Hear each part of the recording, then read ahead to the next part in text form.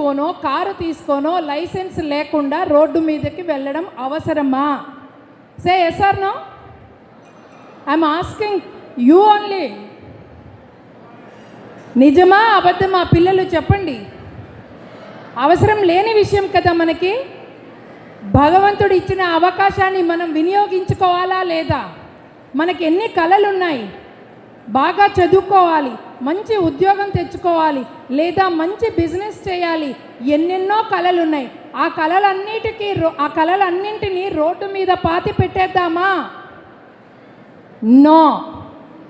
మనల్ని కన్న వాళ్ళకి, మనకి చదువు చెప్పిన వాళ్ళకి, ఇలాంటి పెద్దలందరికీ పేరు తేవాలంటే ముందు మనం డిసిప్లిన్గా ఉండాలి.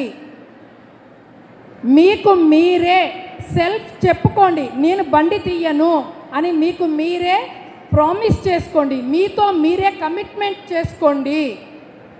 అర్థమైందా నాన్న? ఇకపోతే తల్లిదండ్రులు, నా బిడ్డ ఇంత చిన్నగా ఉన్నప్పుడే బండి నడుపుతున్నాడు, అదొక గొప్ప విషయం, అదొక విజయంలాగా భావిస్తున్నారు. కానీ అది కాదమ్మా. ఇంతకు ముందులాగా లేదు. పాత చట్టాల్లో ఉన్నట్టుగా ఇప్పుడు నేరాలు చేసేసి తప్పించుకోవడానికి ఇప్పుడు కుదరదు. యాక్సిడెంట్ నేరాలు కూడా చాలా సీరియస్గా పరిగణించబడుతున్నాయి. 5 సంవత్సరాల వరకు జైలు శిక్ష వేస్తారు. ఒకవేళ యాక్సిడెంట్ చేసిన వాహనానికి ఇన్సూరెన్స్ లేకపోతే మీరు కట్టాల్సి ఉంటుంది ఆ డబ్బులు కూడా.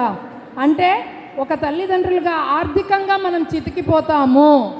మళ్ళీ సమాజంలో ఏంటమ్మా అలా పెంచారు పిల్లల్ని, జాగ్రత్తగా ఉండాలి కదా, మన పక్కింటి వాళ్ళు ఎదురింటి వాళ్ళు మన్నే అడుగుతారు కదా.